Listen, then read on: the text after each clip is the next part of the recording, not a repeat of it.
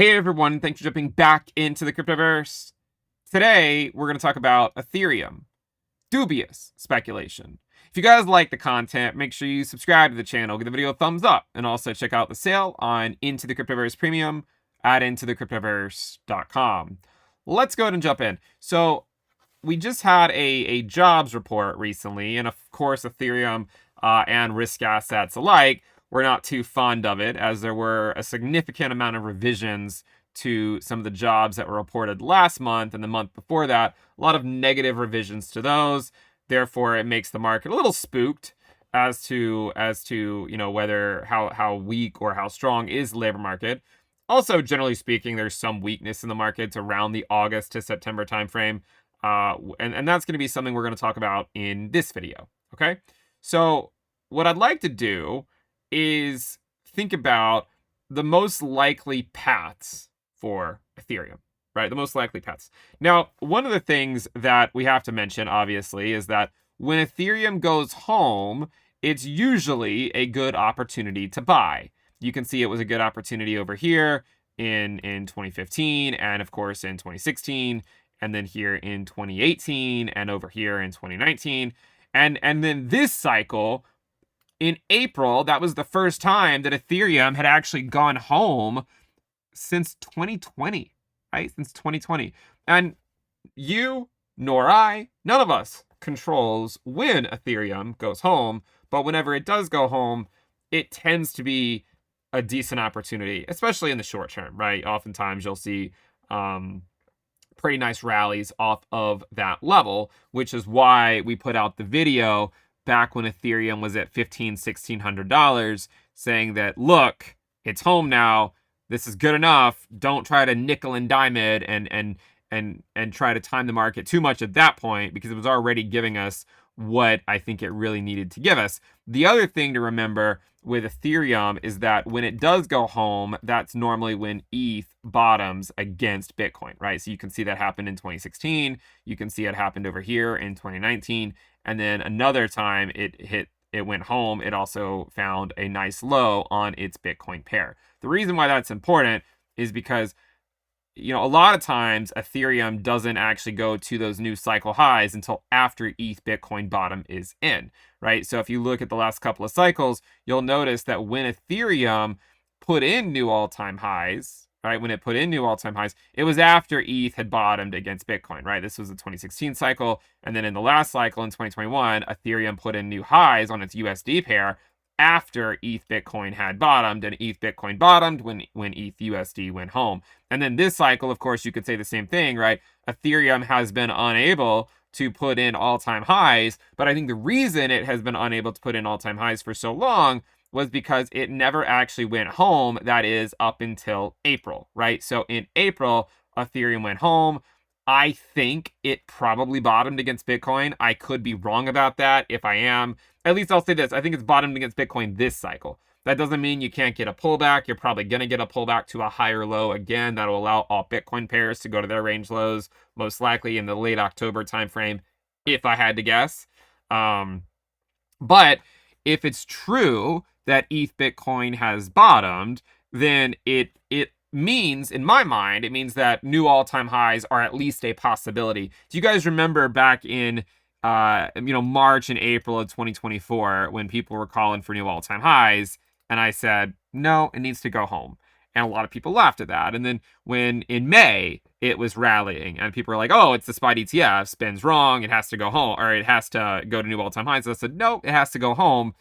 And then again in December, when it felt like, it felt like every good thing possible was happening to crypto, and it still couldn't break to new all-time highs. And why was that? Well, you could argue it was because, people are mostly focused on Bitcoin. You could argue it was because of monetary policy. We've made these arguments as well. But what is the primary argument?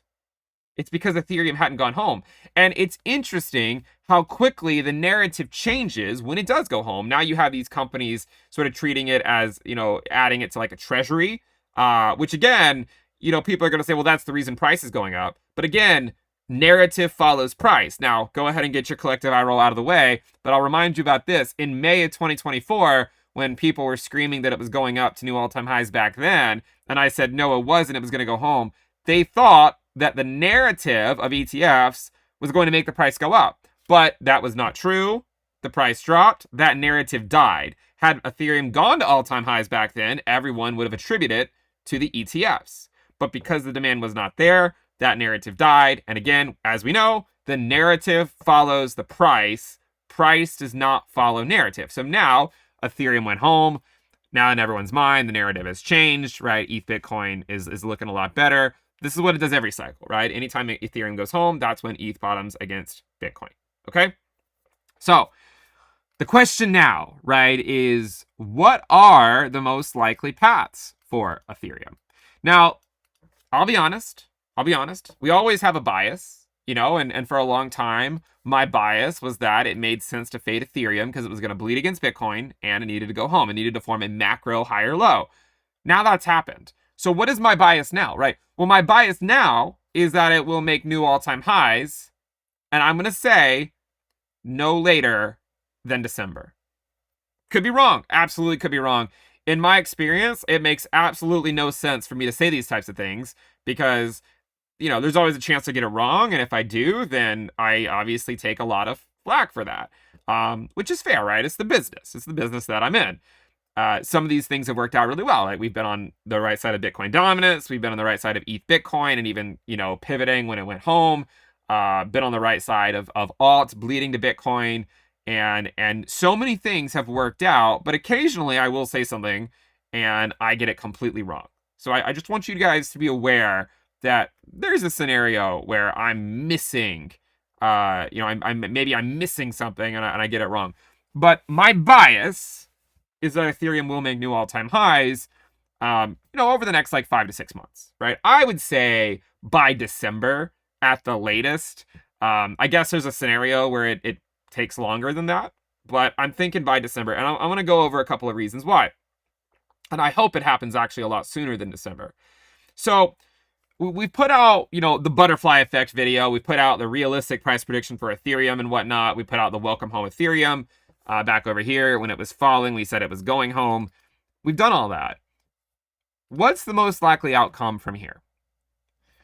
The first thing I want to draw your attention to is this level right here that Ethereum keeps getting rejected at. So on the weekly time frame, or on the weekly close, around $3,800, $3,900, it really struggles with, okay? The other critical level that I think is going to come into play is 4,800, all right? And then we also have the trusty bull market support band, all right, which is all the way down here. The bull market support band currently is at around 2,400 to 2,700, almost 2,800, but it is rising relatively quickly. So remember that that number is subject to change. Now, if we go in with the bias, which might be foolish, but if we go in with the bias that Ethereum makes new all-time highs, then the only other thing left to figure out is what is the path to get there, right? Path is important too, right? Path is important too. And the reason why path is important is because if you understood that Ethereum wasn't going to all-time highs until it went home, it made sense to assume, hey, fade ETH on its Bitcoin pair until Ethereum goes to its regression band and then flip bullish on it, as then it goes up against Bitcoin at that point, right? That was the bias. Now, here's the tricky thing. A lot of times in the crypto markets, we find weakness in September, okay? And I could see this playing out one of two ways. Now, you might say, Ben, just give us one path, be bold, and stick to it. But in my mind, with markets, there's an infinite amount of paths that the price could go. And I'm primarily looking at just two. Okay? So, infinite number, we're going to talk about two. Complaints can be put in the comment section below. Now, I think there's going to be some weakness in the altcoin market on its Bitcoin pairs sometime about mid to late October. And by weakness, I mean, I think that's when it's going to bottom against Bitcoin for a while. Like, I think you're going to find a low of alt Bitcoin pairs in about a couple of months. Okay, that doesn't mean they can't bounce between now and then. I'm saying you'll find a low around mid to late October for potentially alt Bitcoin pairs, if my thinking on this plays out. So what that means is there's likely going to be a something negative that happens for ETH Bitcoin, but I think it'll actually be a higher low around that time frame. What I'm looking at here is I think that Ethereum will have a market cycle top no later than January of 2026. Okay, so it could be sooner than that. It could be in December. Could be before December, right? It could be November, could be October, right? There's plenty of months that it could be, but I'm saying I think the top for Ethereum for this market cycle will occur no later than January. And it could very well occur before that. It depends on what happens. So let's suppose that Ethereum does go to a new all-time high this cycle, and let's suppose it happens within the next 5 to 6 months. That doesn't leave a lot of time, is the problem. It doesn't leave a lot of time, especially if there's some weakness around September. Just doesn't leave a lot of time. And, we did this whole video on the butterfly effect, where essentially if you go through the butterfly effect, it calls for, a price of Ethereum potentially of 5,300 to as high as 7,500. So I'll say that again, 5,300 to 7,500 is a range that would be, justified if you believe in that butterfly harmonic pattern that we've been following for a while, right? That also called for Ethereum to go home. That would call for a range of 5,300 to 7,500. Now, how high up can Ethereum go in that range depends on the path, all right? So let's be deterministic and say that there will be some weakness by Ethereum in September, okay? Look at 2017. There was also weakness. There was a low in September. There was also a low in July. But what do you notice about Ethereum's market cycle top? It was going into it. It was up to the bull market support band, back up, higher low bull market support band, market cycle top, then back to the regression band. Do you see that pattern? Remember that pattern. It's happened the last 2 cycles. It's probably going to happen again this cycle. Don't forget the pattern. Look at last cycle. How did it play out? Same exact thing, right? A move up to the bull market support band, back up, higher low bull market support band, market cycle top, crash. Now, we didn't go to the regression band. We saved it for 2025. So, in my mind, how is this going to play out? What I think is going to happen is this is the pattern that ends the market cycle for Ethereum, where it goes up, back down to the bull market support band, right? Something like this, where it goes up, back down, back up, higher low, breakout to market cycle top, then down. That is how I think it should play out, right? High, low, double top, higher low, breakout, market cycle top, then bear market. That's what's played out the last 2 cycles. That's what I think is going to play out this cycle as well. So then the question is do we see that pattern? Do we see that pattern yet? At this point, there's a chance that this is that, where it gets a pullback to the bull market support band and then maybe comes back up, and then you get another low, say call it September, break out into Q4, market cycle top, and then down. Could absolutely play out like that, where the pattern goes something like down to the bull market support band, back up, down to a higher low, maybe by, late September, mid-October, breakout to cycle top, and then down. That's how it could play out. That's one path. There's another path that would be more bullish and call for a higher price, maybe closer to that 7,500 rather than 5,300, where it needs to break through here now, maybe go up to the prior all-time high and let that be where the pattern starts, where it does something like that. That is another path. So you have one path that is like this, and another path like that. I know some of you guys are listening and you're not watching, so let me explain what I mean. If we're deterministic and assume that September is weak, that means that more than likely that would be the higher low, right? The higher low would be September.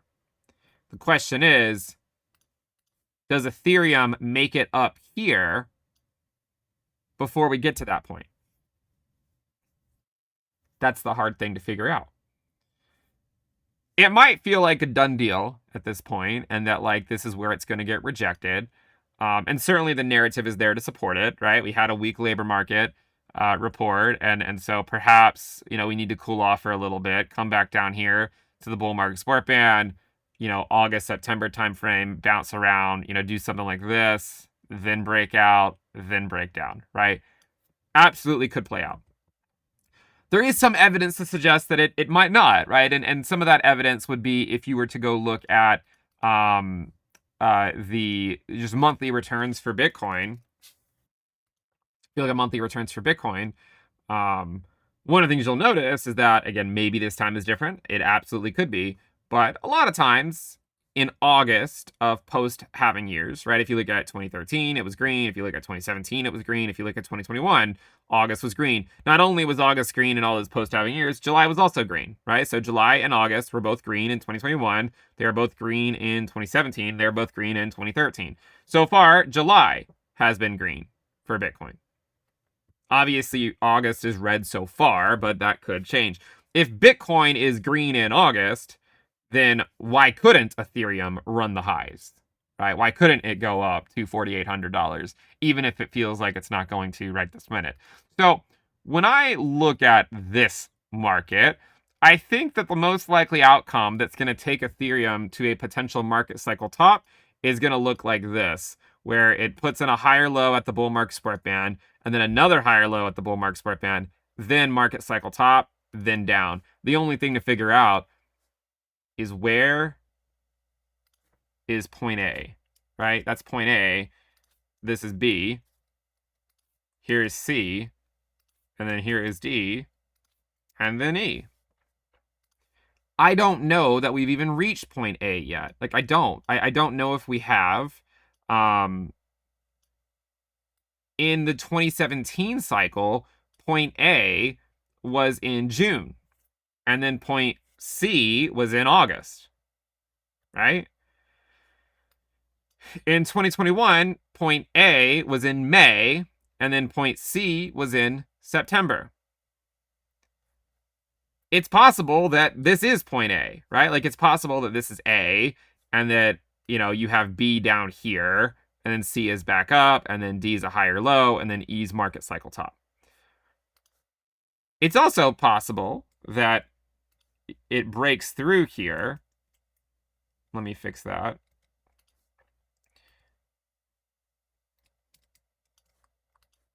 I would argue that there's still a possibility that point A could be up here, right? If it can do one of these paths where it, like, you know, breaks through, comes back down, tests it as support, back up, there, then up. It's so hard, right, to know the exact path, but that's what I'm trying to figure out right now. So when I think about what's the most likely path for Ethereum, I think that we are in time, we're getting close to point A. This could be that point where it gets rejected and goes back to the bull market support band. But if we're sitting here in a couple of weeks and Ethereum is at the prior all-time high, right, if it's at 4,800, I would argue there's a good chance that that could very well be that point A, that first, you know, get rejected, maybe back down to 4K. You know, 4K has been, you know, a resistance level for a long time. So you could absolutely see, you know, it doing something like coming up here to potentially new highs and then trying to test 4K as support, right? Or 3,900. That absolutely could play out.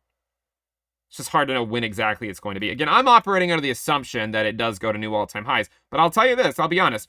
while I think Ethereum's going to go to new all-time highs, I think it's also going to be right back in the regression band in 2026, right? So mid to late 2026, Ethereum's probably going to be back home again. And at that point, it's probably going to spend more time there than it did this time.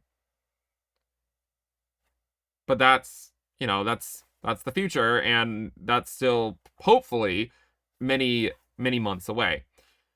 When looking at this chart as well, you can see that like this ETH USD move also corresponds to the ETH Bitcoin move, right? So what you'll notice is that ETH is outperforming Bitcoin right now, right? I mean, it's nearly identical. ETH USD up, down, up. ETH Bitcoin up, down, up. But remember, at some point in the next few months, at some point, I think, unfortunately, that all Bitcoin pairs have to go to the range lows, right? I think that's what's going to happen. I think they're going to go to the range lows. And the way that plays out is for ETH Bitcoin to put in a higher low. But in order for ETH Bitcoin to put in a higher low, you're likely going to see ETH USD put in a higher low. And maybe that higher low occurs somewhere, say, like on this trend line here, right? Where you connect the dots, and maybe the next higher low is whenever it tags that trend line. Could it be at 3K? Yeah. Could it be at a little less than 3K? Absolutely. Could it be at 4K if it doesn't happen until September, October? Yes, it could be. The path is very difficult to get from here because I think we're getting closer and closer to a market cycle top. There's going to be a lot of volatility, I think, in both directions because the market is going to be chasing narratives. The market is chasing narratives. If you go look at the ROI of Bitcoin from the bottom, the argument here is that we only have a few months left, potentially, of this bull market if it's to play out like the last couple of bull markets. So if that's the case, there's going to be a lot of volatility in either direction, right? Or you're going to see volatility in both directions as the market chases the narrative, right? Right now, the market's chasing the, oh no, the unemployment rate is really bad narrative. But who knows what it's going to be chasing in a couple of weeks? I mean, if a couple of weeks inflation comes in hot, then it's going to be chasing the, you know, why give us a lot of rate cuts if inflation is still at 3% or something narrative. So a lot of things can change really quickly, and I want you to be aware of that you're likely going to see a lot of people sort of flip-flop constantly because the market's going to be just jerking around constantly. It's important to have a plan, stick to it. I think that, you know, I've explained my views, but I also want to explain one more thing. I feel like, and I could be wrong, I feel like, and I remember thinking this last year, and thinking like, man, it looks like Ethereum's going to follow the exact same path. I think that Tesla last year is giving a blueprint for Ethereum this year. I know that sounds crazy, but I've been looking at it for, you know, we've been talking about that idea for months, and it continues to play out. Let me show you what I mean. With Tesla last year, you can see that it had the low in a couple years before, but it had, or a year and a half before, but the macro higher low was in April. When was Ethereum's macro higher low? In April, but April of 2025, not April of 2024. So you have Tesla's macro higher low in April of 2024, then you have Ethereum's higher low in April of 2025. What did Tesla do after that? It rallied into mid-July, mid to late July. That's exactly what Ethereum just did, right? Rallying in mid to late July. It then got a pullback to the bull market support band in August. And guess what? That higher, look at that pattern. It's the same thing. It's the same thing we just said, right? That same exact pattern where it does this number, where it goes up to the bull market support band, back up, higher low, market cycle top, potentially, right? Like business cycle top, then back down. What are the chances that Ethereum does that same thing? If Ethereum does that same thing, then it could play out like that, right? It could play out like Tesla, where it goes down, then back up, then higher low, then break out to the whatever the market cycle top is, then back down in 2026. Could it play out like that? Absolutely, right? It absolutely could play out like that. I hope it'd be nice if Ethereum could break up here first, But I don't know. Like, I don't know if it has enough, if it can or not. If it can, then that means that the potential market cycle top could be even higher. But what do you notice? When did Tesla make the run to all-time highs? In December. Right? In December. So think about that for Ethereum. If Ethereum ends up experiencing a weakness in August and then a higher low in September, then maybe the market cycle top ends up being, late Q4. The other thing as well, if it does this, if it just bounces around here, you can see it could still be in that range by early November. Why is early November important? Because early November is exactly when all Bitcoin pairs bottomed in 2017, in early November. What are the chances we get a lower high, a higher low by ETH Bitcoin in October, early November, and then it breaks out from there, and then when all Bitcoin pairs are at the range lows, and then all Bitcoin pairs join in for the final pump of the market cycle, we get whatever that last pump is, and then we go into the 2026 bear market. There's definitely a chance, a high probability chance, I think, that it plays out like that. So when thinking about the two most likely paths for Ethereum, I think if it follows the Tesla move, it's going to look like this.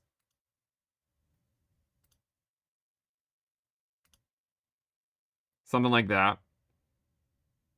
This will be a lower market cycle top if it follows Tesla. It might look like that. Could go anywhere between 5 and 6K and then down. If Ethereum can just get moving in the short term and rally to 4,800, then it's still probably going to follow that pattern, but it just means that the cycle top would likely be a little bit higher, right? Like it could go, say, between 6, 7, 6 to 8K before you get that drop. Those are the two most likely paths that I see for Ethereum. If it wants to follow Tesla, it's going to get rejected now and go back down to the bull market support band before finding support. If it wants to do something different, but still completely possible. If Bitcoin can be green in August, then why can't Ethereum if ETH Bitcoin's going up while Bitcoin USD goes up? So if Bitcoin can stay green in August, then there's a chance that Ethereum can run the highs before getting that August-September pullback. Like, what if it goes to like the prior highs in early August and gets a pullback in mid-August, and then maybe back to the highs in September, and then a higher low in mid to late September, and then it breaks out. Those are the two most likely paths that I see for Ethereum. Again, the path is really hard. All of this would be consistent with the butterfly effect theory we've had. It would also be consistent with what's possible with the risk metrics as well. I would say that if you do get Ethereum on its USD pair back down at the bull market support band, from there it'll likely, I would think there's a good chance it could bounce from there and continue higher. If I'm wrong,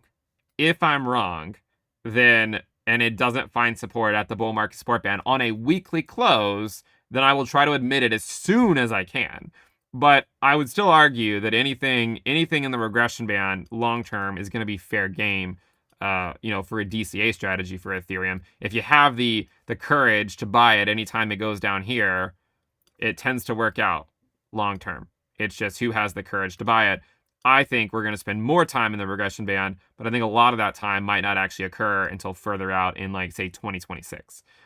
So keep those two paths in mind. Still think there's a good chance Ethereum hits new all-time highs this cycle. You're probably going to see a little weakness, later in August and maybe about mid-September, potentially lasting through October. And when I say weakness, I don't really mean that much weakness. I just mean like maybe consolidating between 3 and 4K, right? Consolidation between 3 and 4K, could take place before that breakout to new all-time highs. But we'll see what happens. Thank you guys for tuning in. Make sure you subscribe, give the video a thumbs up, and again, check out the sale on Into the Cryptoverse Premium at intothecryptoverse.com. I'll see you guys next time. Bye.